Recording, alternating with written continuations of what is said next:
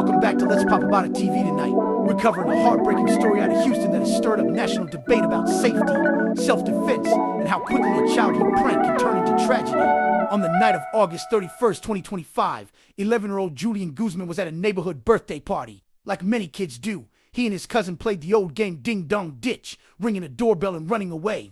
But this time, the prank ended in tragedy. As the kids ran off, 42-year-old Gonzalo Leon Jr. came out of his house and fired his gun. One of those shots hit Julian in the back. He was rushed to the hospital, but sadly, he didn't make it. Police quickly identified Leon as the shooter. When they surrounded his home, he eventually surrendered after a PA system announcement. Inside, officers discovered over 20 firearms, including AR-style rifles and shotguns.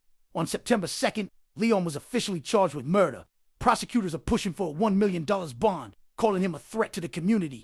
If convicted, he faces anywhere from 5 years to 99 years in prison, along with a possible $10,000 fine. Now, some may wonder, could this be a case of self-defense?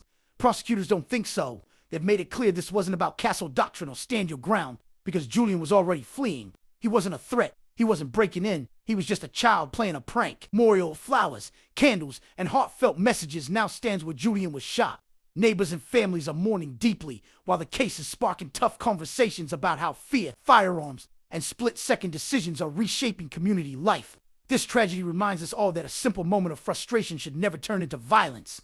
As a community, we have to choose patience over rage, understanding over fear, and above all, value our children's lives. Julian Guzman's story should never have ended this way. The neighborhood, they were doing what's referred to as doorbell ditching. An 11-year-old boy shot and killed while playing Ding Dong Ditch, ringing a doorbell, then running off in a Houston neighborhood this weekend. I don't feel like it's that serious to shoot somebody from knocking on your door. Police say the boy was with two other kids. A neighbor saw them running away from the home when someone inside the home came out with a handgun and fired down the street. The 11-year-old struck in the back.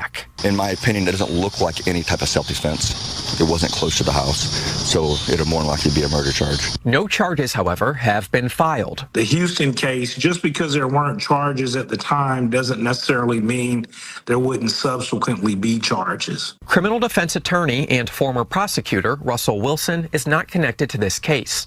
Here's what Wilson says investigators will debate regarding the shooter's actions. What you're looking at is it objectively reasonable to be in fear of death or serious bodily injury? Now, obviously, if you're at your home, there's a presumption in your favor, but it's not automatic. On July 28th, a Frisco man, 58-year-old Damon Wolf, allegedly shot at teenagers ding-dong ditching his home following a TikTok challenge, according to police.